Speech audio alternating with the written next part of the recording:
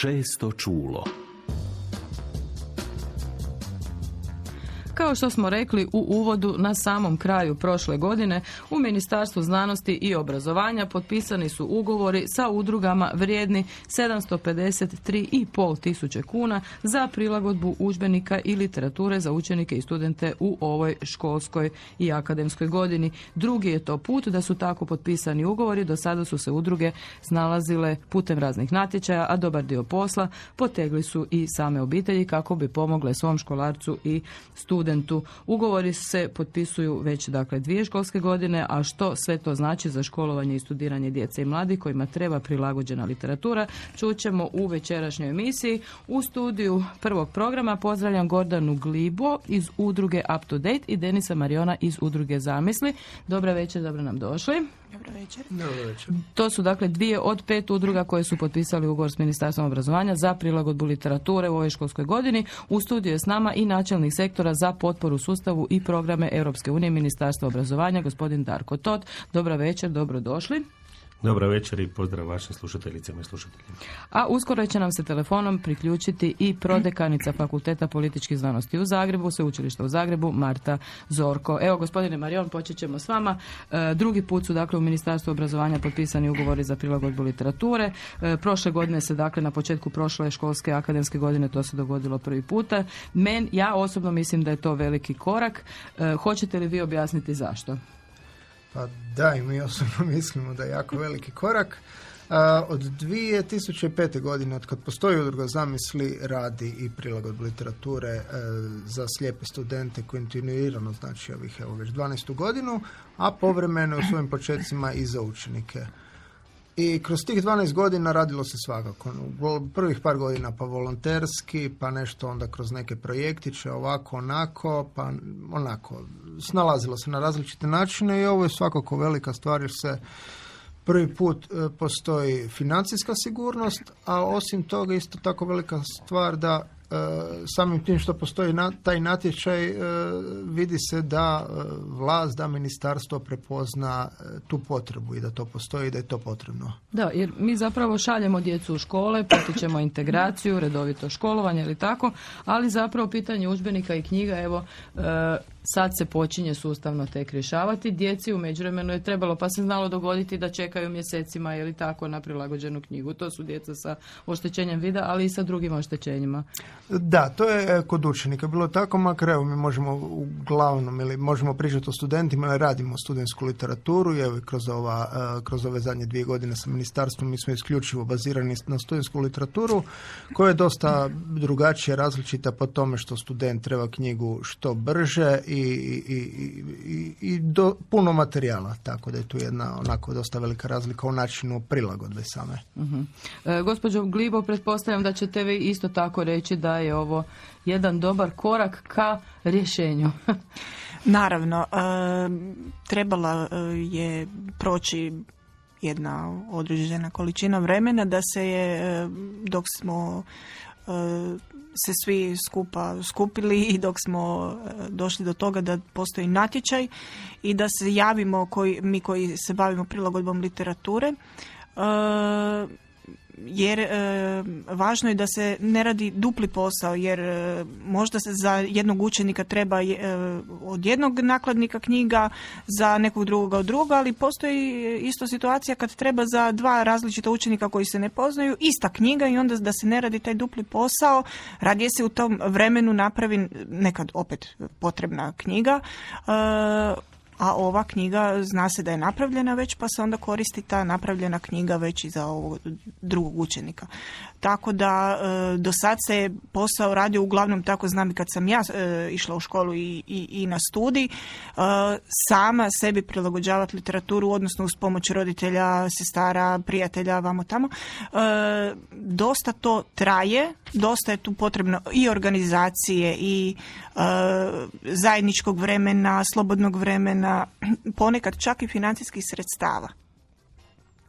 I ovo je lijepo da je ministarstvo prepoznalo potrebu i da se sad našao nekakav novac i da se koliko toliko još uvijek bi se našlo prostora koji nije popunjen, jel, postoje zahtjevnija literatura tipa matematike, fizike, pa kemije recimo, ali mislim da je sad jedan dobar dio pokriven. Možda će gospodin Todd znati konkretnije činjenice u brojkama, ali mislim da se sad ipak stvar pokrenula i da će sad biti to lakše i jednostavnije. Ono što trenutno je još uvijek mali problem, ali vidjet ćemo kako će se tome doskočiti, je da se sad recimo ova akademska godina je počela, a knjige, projekt tek sad ide i tek će se sad početi knjige raditi. A već je jedno polugodište prošlo. Bilo bi optimalno kad bi mi sad radili knjige za sljedeću školsku godinu i da one do 6. mjeseca, odnosno do 9. mjeseca kad trebaju biti na klupama da budu spremne. Dobro, gospodine Tot, rekli ste da je ministarstvo već i prije financiralo neke projekte, ali ovo je sad doista dakle jedan sustavan pristup, postoji natječaj, udruge se javljaju koje se time bave, odvojen je novac za to, i dalje, dakle, rekoh, meni to zvuči kao nekakvo rješenje, jer znam da je to sa prilagodbom bilo stvarno teško, što udrugama, što đacima i studentima, a i obiteljima na kraju krajeva koje su jednako učile i studirale kao i njihovi mlađi članovi. Pa naravno, evo, iz same definicije problema ne treba isticati koliko je to važno. Ovaj natječaj je prvenstveno pripremljen za slijepe i slabovidne učenike i studente. Problem je bio u tome što je ministarstvo do 2015. godine sufinanciralo udžbenike na Brailleovom pismu i udžbenike za slabovidne učenike iz proračunskih sredstava za takozvane deficitarne udžbenike.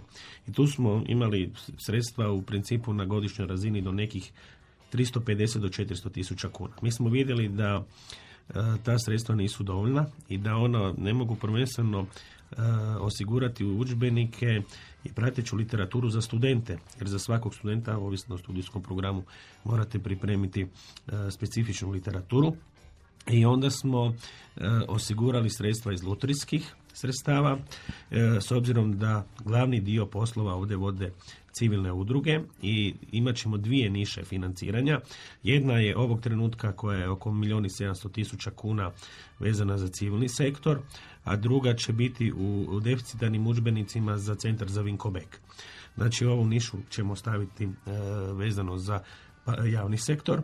I ono što bih htjeli reći da ovaj iznos koji je ministar dodijelio 30. prosinca predstavlja samo prvu tranšu za ovu akademsku i školsku godinu. Mi ćemo ubrzo krenuti sa daljnjim javnim pozivom i osiguranjem udžbenika. Ono što smo ove godine po prvi puta napravili da smo snimali potrebe slijepih učenika u svakoj školi gdje se oni nalaze. I ovog trenutka smo dobili 9 odgovora iz srednjih škola i 22 iz osnovne škole. Ono što ministarstvo želi istaknuti da je jako važna ta komunikacija škole i roditelja. I ako roditelji slijepih i slabovidnih učenika slušaju ovu emisiju, mogu se javiti na naš telefon 4569 ili na e-mail adresu standardstrategije mazos.hr i postaviti određena pitanja. Uvijek postoji mogućnost da netko eventualno ostane nepokriven. Ali mi mislimo da smo ovog trenutka kvalitetno snimili stanje, da ćemo pripremiti individualne programe, ali svako dijete je slučaj za sebe, neko ide u strukovni program, neko u gimnazijski. I ovo što je kolegica posebno istaknula, nama ovog trenutka mora biti prioritet osiguranje udžbenika za učenike koji idu na maturu. Ovdje je kolegica dobro definirala da nam je STEM područje relativno tanko i mi smo ovoga trenutka pokrenuli aktivnosti sa Centrom Vinko Bek da pripremamo udžbenik za matematiku, tako da ove učenike koji su nam sada u 2. ili 3. razredu srednje škole sačeka primjerena literatura onog trena kad će krenuti na maturu i da bi mogli se što kvalitetnije upisati na fakultet. Dobro, to je prema onim podacima koje sam našla na stranici ministarstva. Ovdje je bilo riječ o 10 projekata, 5 udruga. Je li se tad znalo dakle točno koliko je djece u pitanju? To su osnovne, srednje škole i fakulteti, je li tako? Tako je, da. Ali ovdje je jako važno da mi u suradnji sa udrugama prvenstveno kad snimate situaciju, jako važno reći ovo što je kolega rekao, da morate imati uvid u kvalitetnu potrebu studenata, recimo imate fakultet političkih znanosti, pravo i tako dalje, i onda se ta literatura sukcesivno njemu priprema. Mi ćemo sigurno za sljedeću školsku i akademsku godinu natječaj pomaknuti što prije. Imamo još nekih ideja, čak i da pokušamo osigurati, s obzirom da se radi o civilnim inicijativama, financiranje iz Europskog socijalnog fonda. O tome ćemo razmišljati, jer nam je sigurno odgoj, obrazovanje slijepih, slabovidnih učenika i studenata jedan od prioriteta. Dobro, a vi ste poslali, rekli ste, dakle, to su dakle svi slijepi i slabovidni učenici u srednjim i osnovnim školama trenutno u Hrvatskoj, je li 40? Znači, prema našim podacima ima ih 49. Mi smo ovog trenutka sakupili povratnu informaciju 9 srednjoškolaca i 22 osnovnoškolca, znači još neke škole moramo prikupiti, ali postoji mogućnost da nam je tu jedan dio učenika u centru Vinko Bek koji nije, znači ovdje su nam uglavnom učenici koji su integrirani u redovni sustav, postoji mogućnost da nam centar Vinko Bek koji vodi brigu odgoj obrazovanju slijepih i slabovidnih učenika, da on ima posebnu evidenciju. Ali se trudimo pripremiti ono što se pokušavam naglasiti, za svako dijete individualni pristup da napravimo ono što je odgovara njegovim obrazovnim potrebama. I sad tu imamo zapravo djecu, odnosno učenike i studente sa drugim obrazovnim potrebama, dakle, koji možda imaju oštećenje vida, ali isto tako i neko drugo stanje, dakle, koje na drugi način gledaju u knjigu, a nemaju, dakle, to je sad nešto što predstavlja novi izazov zapravo, dakle, za prilagodbu. Pa mi od uvijek to i zovemo program za prilagodbu literature za studente s invaliditetom, jer najviše je slijepih i visoko slabovidnih, ali tu su i drugi invaliditeti, recimo student koji ima težu cerebralnu paralizu pa ne može rukama okreta stranice, pa mu onda odgovara recimo PDF format koji može na kompjuteru čitati. Recimo mi imamo 30 korisnika, svako od njih da bi postao opće korisnik mora ispuniti tablicu kako mu treba, nekom trebaju brojevi stranica, nekom ne, nekome ako je visoko slabovidan trebaju slike ostaviti, tekst ne može čitati, pa onda tekst mu govorni program čita i tako dalje. Tako da još uvijek je to za sada na toj individualnoj bazi, ali tako evo trenutno korisnicima odgovara upravo zbog različitih invaliditeta. Idemo sad na telefon, čeka nas prodekanica Filozofskog fakulteta političkih znanosti Sveučilišta u Zagrebu, Marta Zorko. Dobro večer, čujemo se. Dobar večer, lijep pozdrav svima. Što za vas kao instituciju znači zapravo, instituciju koja mora zapravo omogućiti kvalitetno školovanje mladima koji se odluče za vaše smjerove, ali što znači ovaj korak za vas? Da, nama je ovo vrlo presudno važno zbog toga što nam je stalo do toga da naši studenti bez obzira kakve poteškoće imaju jednako pravo, jednake mogućnosti studiranja. Nažalost, do sada nismo imali jako puno mogućnosti rješavati ta pitanja u okviru da li sveučilišta, da li ministarstva na jednom malo širem planu, tako da je nama suradnja sa udrugama u ovom smislu presudna. Isto tako, s obzirom da sredstva baš i nisu osigurana, a ne radi se o malim iznosima, preko različitih projekata, preko različitih prijedloga projekata, preko različitih suradnji je jedini način na koji mi možemo doći do toga da svojim studentima osiguramo ono što im zapravo i želimo pružiti. Koliko vi zapravo imate potrebe za prilagođenom literaturom godišnje i na koji način, što se zapravo događa možda je to dobar primjer, što se događa sa jednom takvom prilagođenom literaturom kod vas na fakultetu kad student izađe? Nosi li ga on sa sobom ili ostaje kod vas u knjižnici? Gledajte, stvar je u tome da je jako teško univerzalno prilagoditi literaturu. S obzirom da svaki od studenata ima svoje drugačije potrebe, kako on tu stranicu, tu knjigu ili tu literaturu koristi i vidi. Znači nekima treba samo veći font, nekima treba sasvim drugačije prilagoditi literaturu, nije jednako. Tako da za sada je praksa da on to nosi s sobom kao dio svog obrazovanja, odnosno dio onoga što je stekao do sada.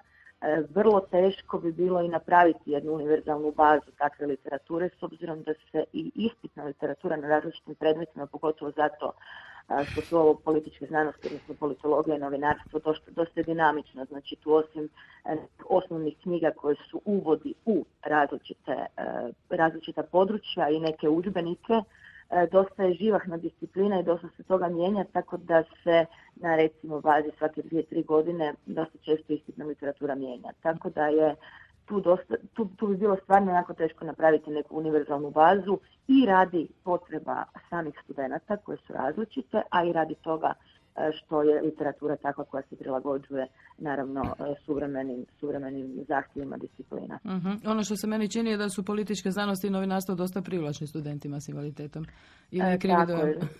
Ne, nemate krivi dojam, dakle mi smo jako mala sastavnica, znači mi imamo ukupno oko 1500 studenata i mi na tu količinu studenata imamo 30 studenata sa različitim razinama invaliditeta, različitim potrebama.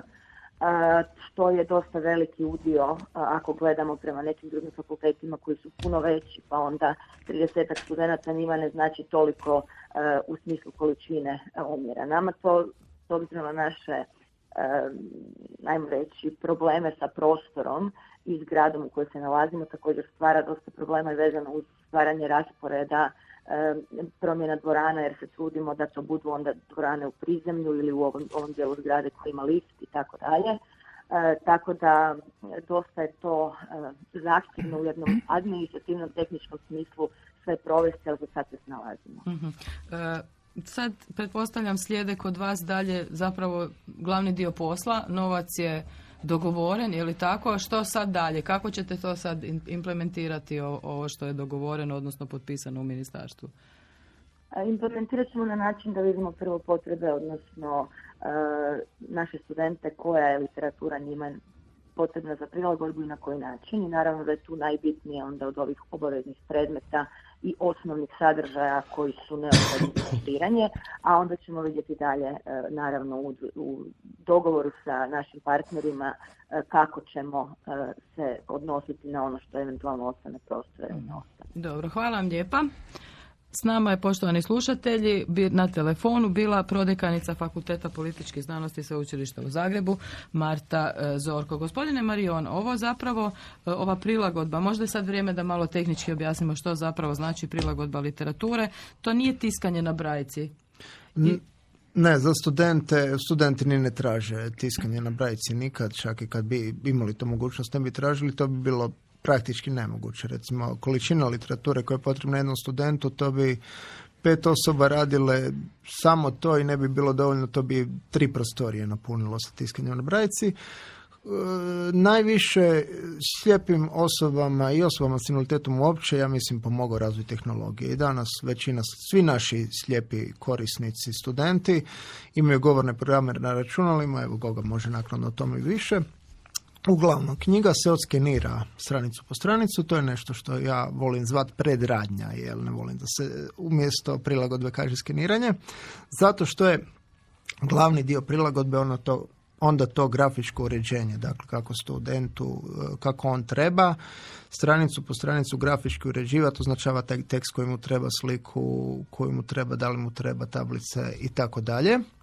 I onda zadnji dio je prebacivanje u format koji mu odgovara, uglavnom se šalje na mail i po zakonu trenutnom autorskom pravu svaka osoba s invaliditetom smije imati jedan primjerak za sebe, dijela koje znači može koristiti za svoje svrhe i ne smije taj prilagođeni primjerak davati dalje. Ono što je prodekanica rekla, u praksi baza i kad bi se mogla napraviti ne bi puno funkcionirala, jer čak kad dođe novi student iduće godine koji isto studira, obično je sa istim oštećenjem, uvijek će biti neka malo različita potreba. Imamo primjere gdje smo, radili smo ekonomiju, jednu knjigu 8 puta, zato što su bili svake godine 8 puta novo izdanje i moralo se novo izdanje napraviti ili to bilo traženo. Tako da zbog svega toga jednostavno treba uvijek raditi iznova individualno svakom studentu. Dobro, ali kad vi skenirate knjigu, ona može, ta skenirana baza, može biti onda baza za svaki oblik prilagodbe koji je potreban. Moglo bi, da, to stoji. Znači, to bi bilo, iako kažem, to skeniranje možda 20% cijelog posla, tako da tu bi nešto napravili, možemo o tome razmišljati evo za budućnost, ako bi se stvarno taj program još više proširio. Koliko vas u zamisli na tome radi i koliko treba za jednu knjigu? vremena? Pa recimo da, uglavnom radim ja, evo prošle godine smo bili još jedna osoba na pola radnog vremena, ali ono što se može kroz puno radno vrijeme napraviti je oko 300 do 500 stranica dnevno ili 250 do 300 knjiga godišnje, recimo, to je neki prosjek. Je li to dovoljno za potrebe studenata koji vam Pa se evo, imali vraćaju? smo sreće da kroz sve ove godine da smo uspjeli zadovoljiti, nekako se baš održavamo od toga da je potreba i mogućnosti koje možemo napraviti baš tu negdje, tako da balansiramo taman na tom, recimo da se javi još 10 ljudi iduće godine, ne bi uspjeli, morali bi tražiti dodatna financijska sredstva da to nekako uspijemo pokriti, da zaposlimo još nekoga. Ali ono što je najljepše u cijele priče je možda što smo kroz ovaj program uspostavili kvalitetna partnerstva sa fakultetima, jer onda korisnici dolaze na preporuku svojih fakulteta, to jest fakulteti su partneri u programu, a i sveučilišta, tako i sa sveučilištem u Splitu i sveučilištem u Rijeci imamo partnerstva i onda i njihovi korisnici isto mogu dobiti tu literaturu, jer za razliku od, usluge prijevoza koja je fizički jednostavno tu ne bi se mogla raditi u drugim gradovima. Recimo nam iz Rijeke šalju poštom sa sveučilišta, iz ureda sa studente s invaliditetom u Rijeci nam šalju poštom knjige, kad se to napravi se šalju poštom knjige natrag i to recimo tako lijepo funkcionira. To ostane sve u vašem računalu pa imate za neki drugu potrebu ili se mora obrisati? Pa ne mora se, mislim, to se... Kao što sam prije rekao, teško bi se moglo napraviti da odgovara, tako da ponekad ostane ovako da je neki bazni format, pa se onda na novo uređenje radi za nekog drugog, recimo. Evo, to je nešto što se može. Mislim, sigurno se knjige poklapaju kod nekoga. Poklapaju se, da, ali recimo imam tablicu gdje su crne knjige koje se novo rade, onda su crveno označene one koje su se poklopile. Ta crvena je možda 1 na 20, tako da stvarno je to rijedak slučaj. A onda je posebno pišemo kao volonterski rad, ako mi to pišemo, da bi mogli to odvojiti od one literature koja se stvarno radila. Koliko kod vas, gospođo Glibo, ljudi radi, koliko ljudi radi na prilagodbi i evo koliko knjiga godišnje izađe iz vaše radionice? Kod nas radi 2 ljudi na literaturi, na prilagodbi literature. To je isto za studente ili imaju? Mi imamo i srednju školu. Mi smo partneri sa Centrom za odgoj i obrazovanje u Dubrava. Oni tamo imaju učenika 3 koji su, osim što ne vide, još imaju i nekakve motoričke, veće ili manje poteškoće, kako koji od njih, i zaista im je onda oni ne mogu čitati recimo niti brajicu i da hoće, jer imaju poteškoće sa kretnjama ruku. Oni, znači, njima ide isključivo digitalni format i oni slušaju to. Mi onda radimo, sad imamo potrebu i za tom 3.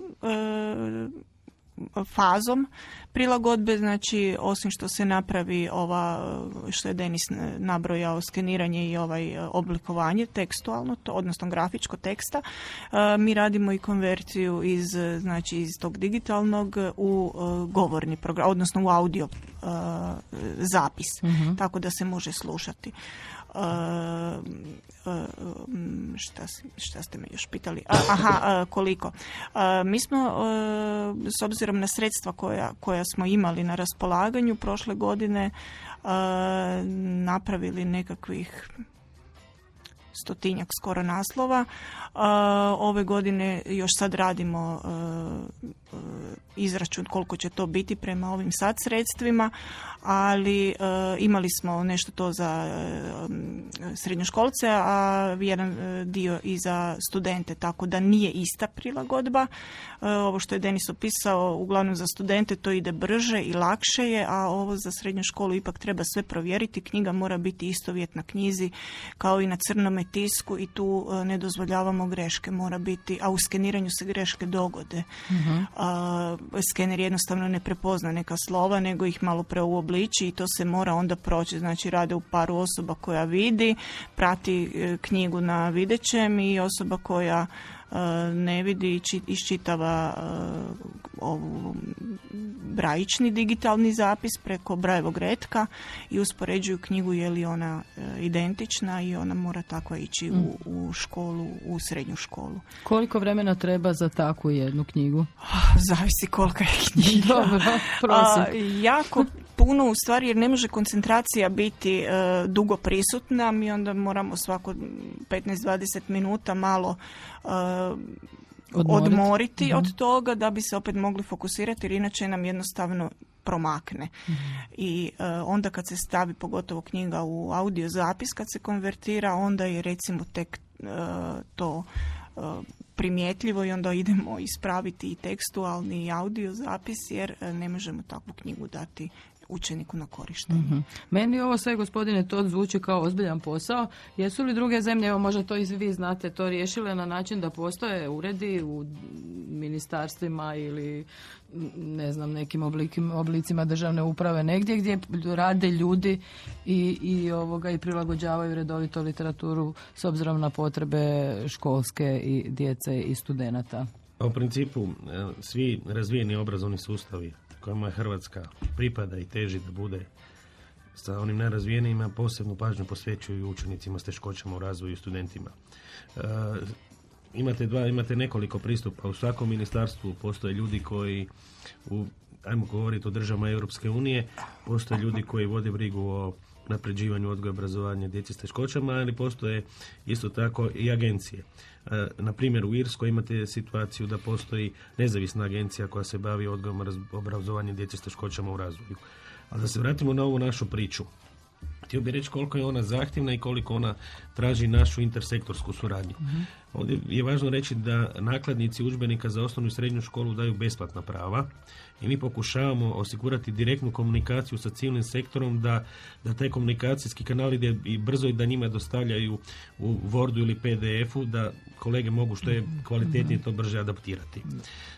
Sa druge strane je jako važno da kad govorimo o osnovnoj i srednjoj školi da moramo osigurati stručno usavršavanje vezano za jednostavno senzibilizaciju učitelja nastavnika za problematiku odgoja i obrazovanja slijepe i slabovidne djece.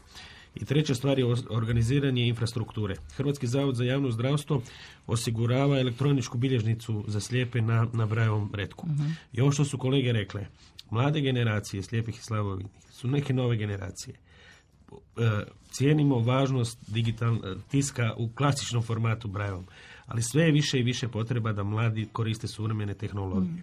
I te suvremene tehnologije će njima omogućiti da se jednog dana lakše pozicioniraju na tržištu rada. I nama je cilj da kroz ove projekte, jer sada je u ove 2 godine, znači država je digla ta sredstva sa 350.000 na nekih 1.700.000 kuna. 400 puta smo digli ta sredstva za udžbenike na Brajevom pismu i uvećanom tisku. Znači postoji jedna sigurnost da će udruge imati dovoljno posla za sljedeće godine, ali moramo odrediti prioritete kao što su nam studenti, kao što su nam srednjoškolci koji idu na maturu iz STEM područja. Jer tu smo nažalost u ovih nekoliko godina došli u situaciju da recimo učenici nisu imali te udžbenike, onda smo morali na neki način improvizirati da ih pripremamo za maturu. A Nacionalni centar za vanjsko vrednovanje je ostvario sve pretpostavke da djeca sa teškoćama i slijepi i slabovidni učenici ravnopravno sudjeluju na maturi. Znači tu je sad važno da mi osiguramo udžbenike i da te procesi ide što kvalitetnije, da ide što brže i kvalitetno odgovorimo na konkretne potrebe svakog tog učenika. Jer kao što je rekla profesorica, malo prije jako je teško na sveučilištu pronaći jedan univerzalni model, jer različiti studijski programi, a potrebe studenata su takve da moraju učiti, da moraju pratiti literaturu i to je važno, evo što kaže kolega, mislim da je to fascinantno da se 200 do 300 stranica adaptira u jednom danu. Dobro, ili bi vi radili, gospodine Marion, negdje, ili vi mislite da bi trebao postojati jedna zgrada sa uredima na kojima pišu imena i taj prilagođava za ovo i prilagođava za ono i tako dalje? Pa ne znam, sve ovisi, sve ima svoje, tako da bi teško bilo reći što ima sve prednosti i nedostatke. Ja bih se samo vratio kratko kad ste prije pitali ovo kako radimo vezano uz autorska prava. Mislim, s jedne strane bi nama bilo da se slijepo držimo autorskih prava, mi ne bi smjeli uopće knjigu zadržavati ni u nikakvom obliku, opet s druge strane to bi bilo suludo sada bacimo nešto što bi mogli nekom drugom dati. I upravo tu nam je, mislim to je dosta još uvijek malo nejasno, tu nam je sjajni partner, u stvari naš partner Pravni fakultet koji su stvarno dosta aktivni na ovom području, evo i partneri su nam i oni već rade na tome i planiraju da se pokrene ta tema aktivnije, što će sigurno će obuhvatiti sve nas i što će svima nama koristiti da se to s te pravne strane autorskih zakona o autorskom pravu jasnije definira. Ove sljedeće tranše koje ste još spomenuli da će se potpisivati, to će biti za koga, sa kojim udrugama, na koji način, u kojem roku? Pa idealno je da idealno je ono što mi sad planiramo, znači ponovo snimiti potrebe.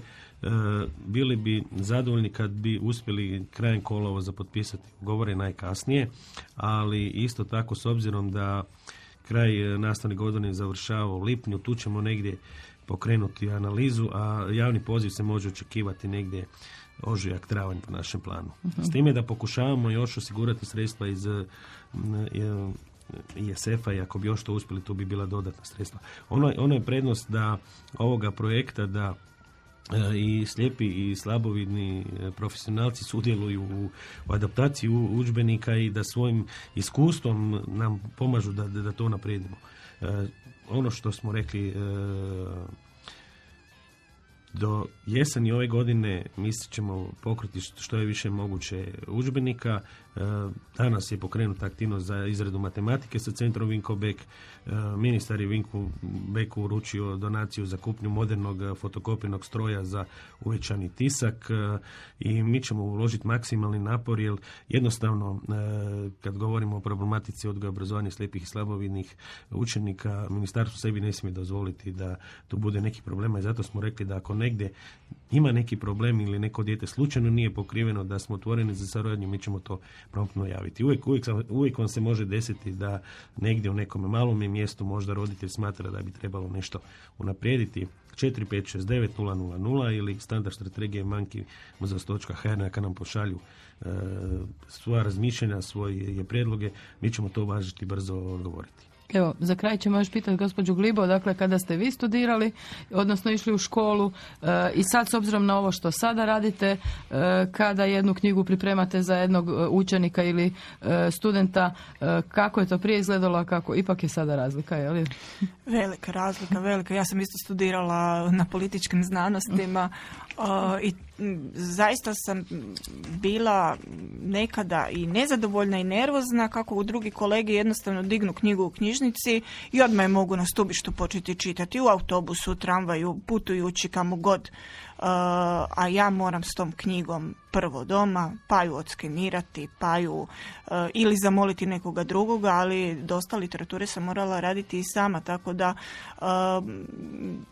da je, kad je udruga počela raditi, ja sam onda brzo završila svoj fakultet, a do onda sam nekako sve to trajalo i nikada kraja, nikada konca, jer ja nisam očekivala i fakultet nije obavezan, da se razumijemo, i ne može se tražiti od profesora, čujte, ja ne vidim i dajte vi meni tu 2 stranice i da ja to naučim, pa vi sa ovih ostalih 5 knjiga pitajte to nekog drugog. Ne, nemojte meni je to teško.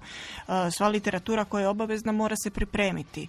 Ja sam padala na ispitima, nisam zato bila pošteđena zato što meni je to teško. Naravno, profesori su izašli u susret koliko su mogli i ono što je bilo pametno da se izađe u susret, ali sadržajno moraš znati. Niko te ne pita, jel? Velim, fakultet nije obavezan, ko nije za to i ko neće učiti ne mora ni biti tamo, jel?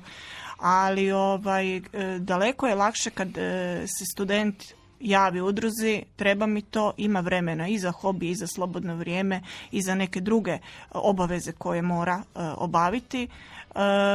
Nekomu drugi pripremi literaturu, pošalje mu, opet mu je to lakše. Ali, kažem, tu ima opet i nekih drugih problema. Denis nije spomenuo, a imali smo više akcija brisanja knjiga. Molim vas, kolege studenti, nemojte podcrtavati knjige, jer slijepi kolege onda imaju poteškoće. To skener ne prepoznaje.